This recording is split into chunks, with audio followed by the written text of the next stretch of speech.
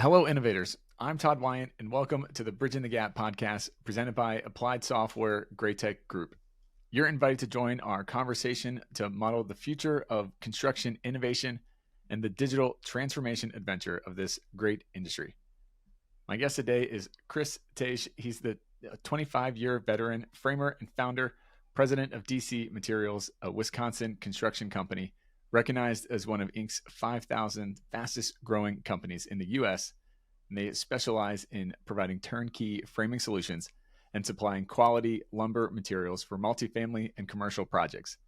He also believes in paying it forward by mentoring the next generation of construction professionals, addressing the skilled labor shortage and setting new standards in construction. Welcome to the show, Chris. Thanks for having me, Todd. Looking forward to it. So I like to start by kind of getting your backstory of how you got into this industry to begin with. Sure. I was not a great student in school.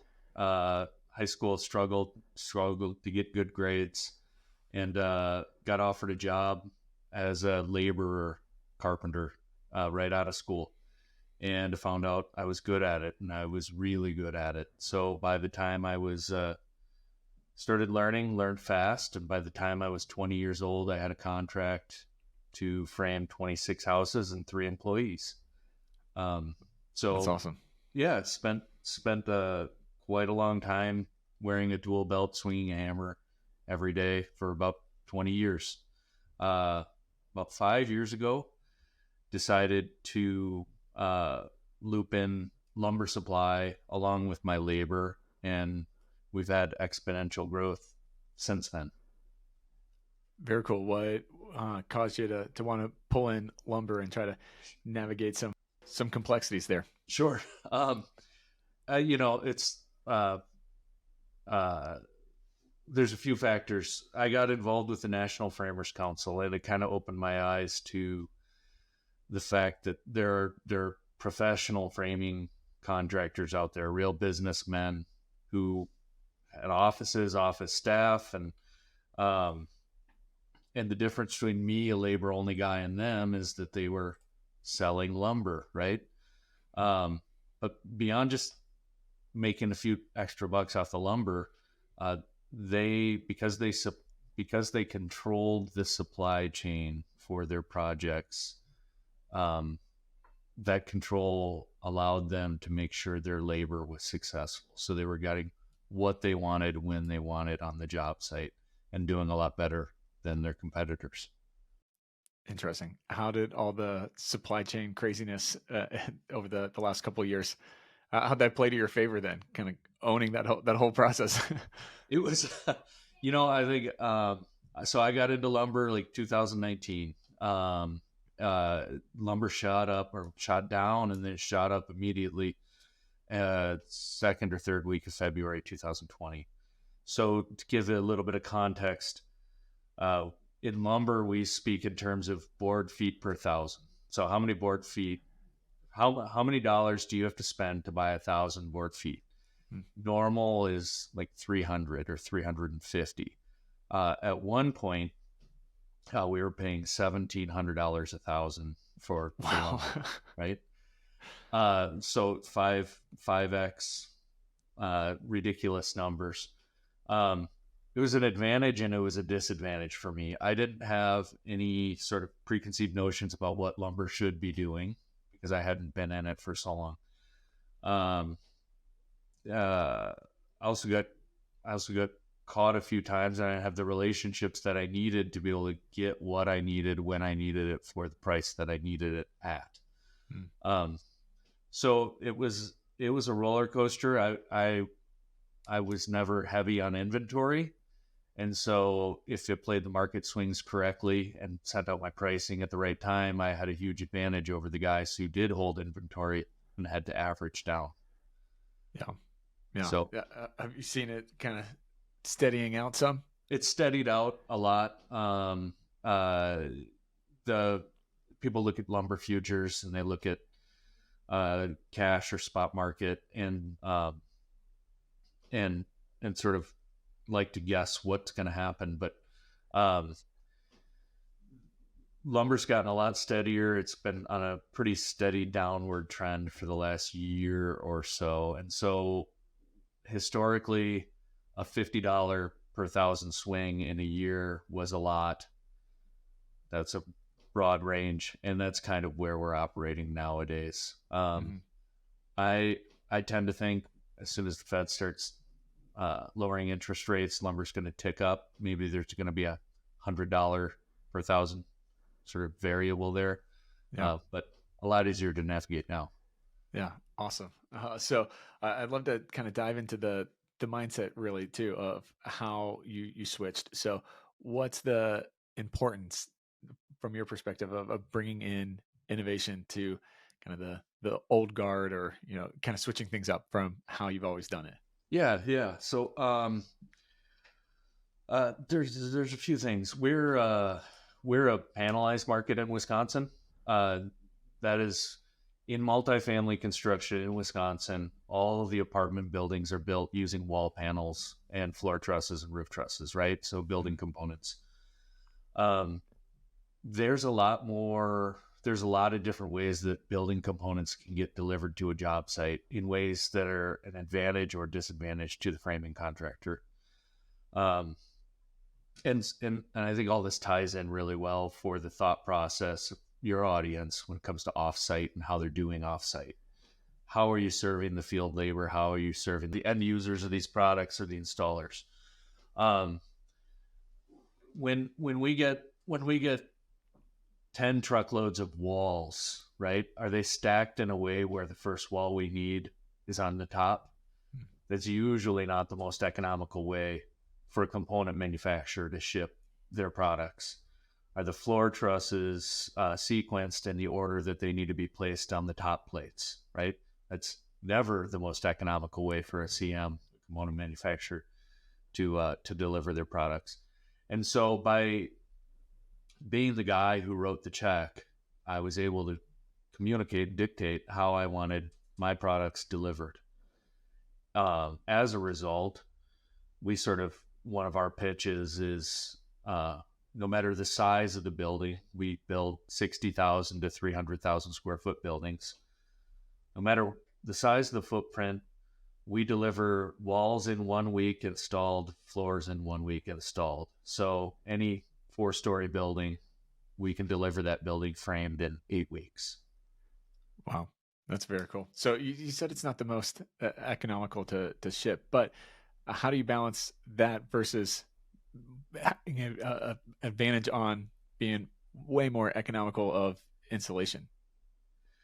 For installation, or it might not be as cost effective to ship it that way, but actually when you get to assembly and building it out, I imagine that there's a lot more advantages that come with having it in sequence order. It absolutely. So we I guess having it in sequence on site, saving the time on site, and creating those efficiencies. We're obviously able to save a lot on our field labor and the guys installing. We use in-house employees. We also use subcontractors. And so making sure that those subcontractors understand that when they deal with me and my company, they're going to be set up for a win. They're willing to take some money off their top line for me, right? So getting that communication and that trust in place. And when you're doing anything new, anything different, as a contractor, as a guy who's been run through the ringer for 25 years, anything new and anything different to me sounds like risk, right? And risk costs money. If I'm not certain of the outcome, I'm going to charge you. And if somebody has a new innovative idea, a new way of doing things, if you're not communicating clearly to me how my risk is going to be averted, I'm going to charge you more, right? So such an important part of doing new and different things is making sure your stakeholders are very comfortable with what you're planning on doing. Yeah. How have you seen the innovation play a role really in helping to bridge the gap between experience and technology to help kind of ease the concern about taking on that risk? Sure. Man, it's you know, listening to the other guests you've had on your show. Um, I kind of feel like I'm this guy coming from this old school job site, like, dirty and I'm wearing my tool belt. Um, so so I see sort of bridging the gap between what happens in the field and with the technology as I think it's a grind, and I think you need champions in house for it to actually happen, right? Sure. Um, it, and I think that's really what it takes is you need to get buy-in from a guy more like me who speaks the language of the guys out doing the work. Um, and having that guy champion whatever it is that they're doing. Um, every carpenter's favorite pastime is criticizing other carpenters, right? So, so, so it's really easy for us to naysay anything new and anything different. We use an interesting product. It's called Botmark. Botmark takes a MyTech Sapphire file and creates a points file for a total station. Hmm. And I can mark out all the interior, exterior, and corridor walls on a 20,000 square foot footprint in 7 hours with one guy using a total station. Absolute game changer for us and what we do in carpentry. And we're not using tape measures. We're not pulling dry lines. All the factors that can mess up your layout are gone, right? It's perfect. Yeah. And we love it. It's a great system. I know a lot of carpenters across the country who do not want to start in with any of that stuff. And even my guys, getting them trained up on that system, I needed to be back there pushing for it until the rest of the crew had buy-in, right? Mm-hmm. Yeah, I think you're exactly right on getting the champion from the field, because it's such a common pitfall and mistake that construction makes when they're rolling out a new process, that it sounds good like in the boardroom, and then they go to the field and they use that same reason that the boardroom bought in, but they're not Yeah. speaking in the language of the field and saying this is what's going to benefit you, and so they're like, okay, whatever. Yep. And it's easy to pick apart then. But if you go and ideally they're involved in the process from the beginning and expressing their pain points. Absolutely. And and I think I don't and I don't think it's necessarily all those guys over there, the business guys, are not listening to the construction guys. I think there's interest from both parties in collaboration and working together. Sure. I think the executives focus a little more on communicating with the field guys, but the field guys, it's historically been tough to. I want to put this the right way. A level of professionalism when you're communicating up the chain is incredibly helpful in making sure that what you need to say is communicated well, clearly, and effectively, right? Mm-hmm. Sure. And so finding those guys, and that's a really important thing for me, is bringing a level of professionalism to the framing trades, right? Saying, hey, I'm out here, I'm a carpenter, I know how to build your buildings, I know how to do it really well, and I can sit down in a business meeting with you and I can talk with you about your needs and communicate how that works in with what I need. Yeah, absolutely. So kind of shifting a bit, let's tackle the labor shortage. Sure. uh, so it's a huge problem, obviously, that people are facing with attracting and nurturing kind of the new next generation of skilled workers. How have you tackled this issue in your business, and what advice do you give to others? Yeah. I'm in a good spot. I mentioned that we use sub-tier structure in our Mm-hmm. business. So I'll take a 80,000 square foot building, and I'll pay another framing contractor to install all the walls and build all the floors. Guy with 20 employees. Mm-hmm. I'll pay another contractor, a guy with 5 employees, to build all the decks, and another guy to build all the stairs. So I piece out my buildings and I break it up that way. Now, as far as getting more people as far as me having labor available, it works really well. I pay quickly, I pay well, I make my money on the lumber, and so most of my labor is a pass through for me. Um, and if there's a gray area in terms of scope, I usually go into my pocket and make sure my subcontractors are happy. So I'm the first guy they call when they need work. Um, in terms of the broader labor shortage in the country, you know, everyone's talking about offsite and offsite construction and what it can do for the labor shortage, and they're absolutely right. Um, Sort of full disclosure, I'm on the board for the Structural Building Components Association, so I'm a little bit biased here. Uh, I think from what I see a bigger push than any time in as long as I've been doing this for innovation and new ideas, and a lot more opportunities and products out there that can innovate, right? And I think they're all good. And I think that we in construction need that push. Uh,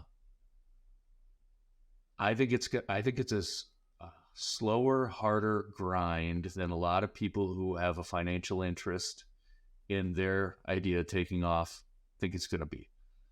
Um, you know, I use panelized wall systems. I use floor cassettes. I pre-build my stairs offsite. Those are super simple, very easy first steps for going offsite.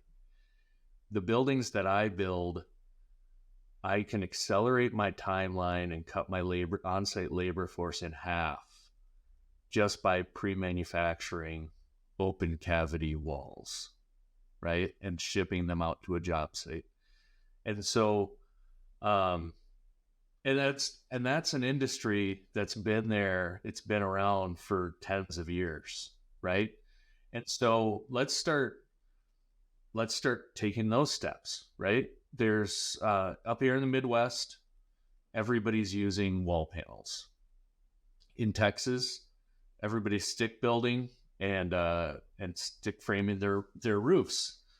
Um, there's a little more labor down in Texas, and it's a lot cheaper labor, right? But why aren't we pushing just for the simple first steps? Let's use some wall panels. Let's use some roof trusses. Let's grab what's easy now and keep pushing forward. Saturate the market in that way. And now that everybody's on the same page, how about we think about running some mechanicals in those walls before they go out to the job site, right? So innovation in construction happens, I think, in a different way because you're dealing with practical, physical things. And you've got guys like me who have been finding a way to make a living for the last 25 years, and we're acutely aware of the things that are going to cost us money and the risk we're going to take, right? And so if a new way or a new product makes sense, I think we're generally going to tend towards that. So thinking about the way that contractors think about their livelihood lends itself well to thinking about how to get these guys to adopt new innovation. Yeah, yeah. It's one of the things that I like about construction is because it's a show me. and kind of prove it Yeah, mentality. And once you are able to show it and prove it, people are going to come on board if it makes sense. Uh, absolutely. do you see the momentum shifting to kind of ramping up offsite more? I do. Yeah, I do. I think, I mentioned risk a couple of times. I think that there's a lot less risk involved with trying new ideas. I think it's a lot easier to get buy-in from all the stakeholders than it was 5 or 10 years ago. And I think, unlike 10 years ago, the people trying the new things uh, are passing up the naysayers who just want to stay stuck in what they've been doing. And that's really what gets people on board and gets their attention is when I'm doing new and different things and I'm winning bids, my competitors are taking note, right? Sure. Yeah. Sure. So I want to pick up on that there and kind of tie it with a statement that you said a little bit ago about the kind of innovation push that's happening in the industry. What do you think is causing that groundswell of becoming more open to trying new things and being innovative in construction? Yeah. Uh, in practical terms, I think that I think a lot of the old guard is retiring. I think it's guys like me in their 40s who are not afraid of computers and technology, sort of been around for what's happened, are open to those ideas. Uh-huh. I think on the high end, there's a ton of venture capital that's gone into construction since 2017. Sure. Um, so just sort of seeing that mixed in with social media and all the access to information that guys in construction have, uh, I I think those are some of the major factors in the push. Yeah, interesting. So I'm curious to hear your thoughts about this because I agree that there's a lot of innovation, there's a lot of momentum and excitement around that in construction, but there also seems to be a disconnect from people outside the industry, which I think is a portion of the labor shortage. That construction still is not known for being innovative and having technology, even though we both know that it's there. Sure. Where's that disconnect coming from? That outside the industry, they still think of construction as kind of what it was maybe 30, 40 years ago. Yeah, man. I try to I try to I try to get some. Anytime I'm trying to do something new or different, and I feel out of place. I try to embrace that feeling, and it helps me to empathize with the people outside of my world of construction. Mm. Right. Just an overall general lack of knowledge of how we work, what our workflow is. I think it's very easy to look at a building going up and sort of just understand the parts and pieces of that, but not the way to get there. And the average person, um, I don't think they grasp what it takes to do what we do in general, let alone the better ways to do on what we do. Mm. Do you see the how should the construction industry kind of go about bridging that perception gap, if you will, of telling the story of the innovation, the opportunities, the tech that's here in the space to those Yeah. outside? I, I, it takes, I think in construction, we're very apt to do the things we need to do and move on from there. I think we're big on doing and small on communicating. Right? We don't generally like to talk about what the plans are. We don't like to share information. And why is that? I'm building a cabin with my wife right now. We've been building a cabin in northern Wisconsin for a year and a half, and she's an engineer, so she thinks like an engineer, and she's a project manager. She thinks like a project manager. Doesn't know anything about construction, but I really quickly figured out that the more information I give my wife, the more questions she will ask me, right? And so, It's just life and, skills right there. yeah, it's a lot. Yeah, absolutely. Yeah. And it's been a great process. It's strengthened our relationship. It's been a good thing.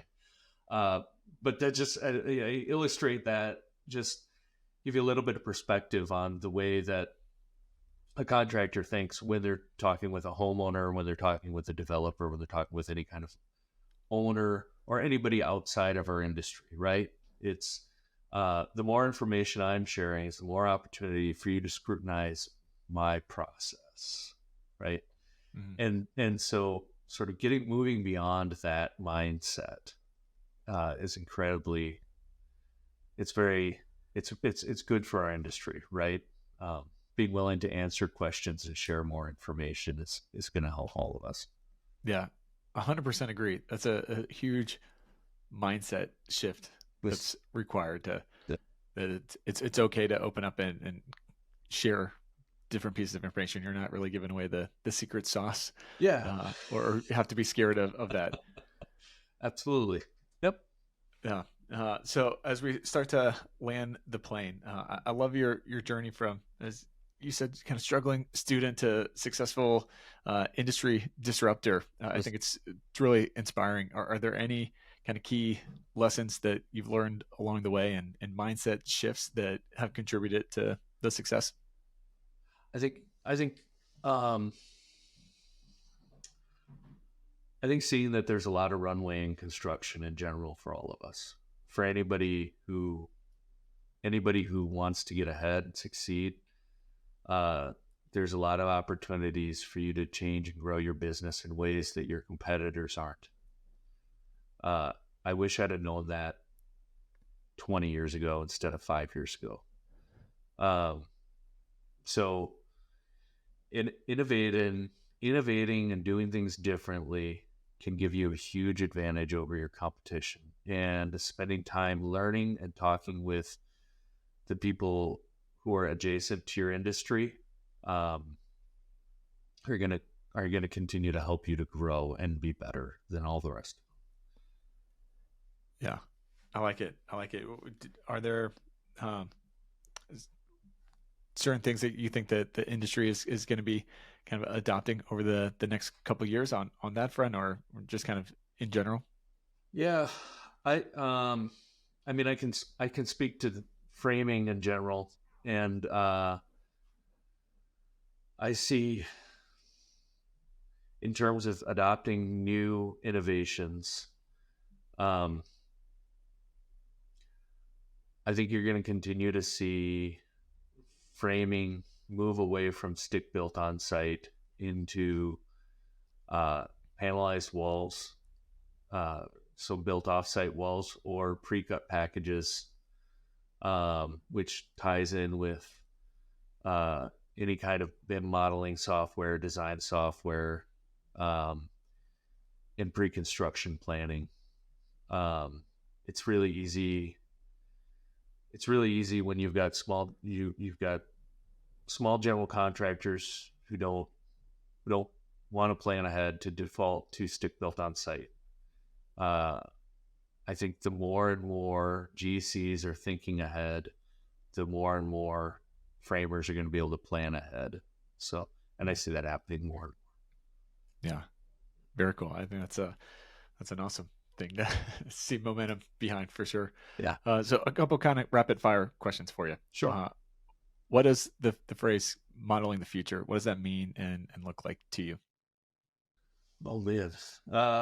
Modeling the future looks more pre-construction meetings, less RFIs. I think we all can get on board for less RFIs. So that's a good thing. Man, I'm in multifamily, and I think there's a higher bar for professionalism than there is in single family. But I still see a huge difference between some of my general contractor customers in as much as how they're doing scope review, uh, how they're pre-planning, how many iterations of the plan are going out before they're locking in contracts and clarifications. And man, modeling the future sounds good to me. Awesome. So we talked a lot about innovation over this conversation. If you had to put a definition to innovation, what does innovation mean to you? I'm going to say, what does innovation mean to me? I think innovation to me at its core is, I think it's creating efficiencies at scale. I think it's very easy to have a new idea, get stakeholders, spend extra money, and say, I've got this great new thing. But I think saving time and money at scale is true innovation. Yeah, definitely. So 2 more questions. How do people find out more information and connect with you? Sure. I'm post very often on LinkedIn. I've got a good presence there, trying to ramp up the followers. So have my old man yelling at the sky opinions out there, what way things should be. I'm also a little bit active on Twitter at Framer Chris. If I comment often on lumber, so if you're interested in lumber and what's going on there, Twitter with me is nice. Awesome. We'll make sure to link over to those in the show notes as well. So here it is, the last question. If I could give you all construction power, you could snap your fingers and innovate one thing in the industry, what would you pick to innovate? Yeah, listening to I've heard your guests have a lot of really good answers and a really ways that the world would really help the world and change things for the better. I'm going the selfish route. Go for it. If I'm going to say, if you're out there and you're thinking about creating a new workflow software for billing, RFIs, all of that stuff, please don't do it. No, if I could innovate one thing, I would like to see some consolidation with the workflow software that contractors have to interact with. There's so many different products out there right now that, as a give you my subcontractor perspective, I have to learn a new thing to bill every single job that I do, and I have to learn a new thing in order to communicate on every single job that I do. And maybe that's helpful insight for the people who are working on software products that a subcontractor is going to be using, right? My general contractors learn one thing and they use one thing. I have to learn a new thing for every general contractor that I interact with. So some consolidation on that front would be welcome from me. Yeah. Heary. All for interoperability, even just to connect everything, put it in one place and have it go other places. All about that. Yeah. Chris, thanks so much for taking the time and joining the show. Wonderful. Thanks for having me, Todd. I appreciate it. Yeah, absolutely.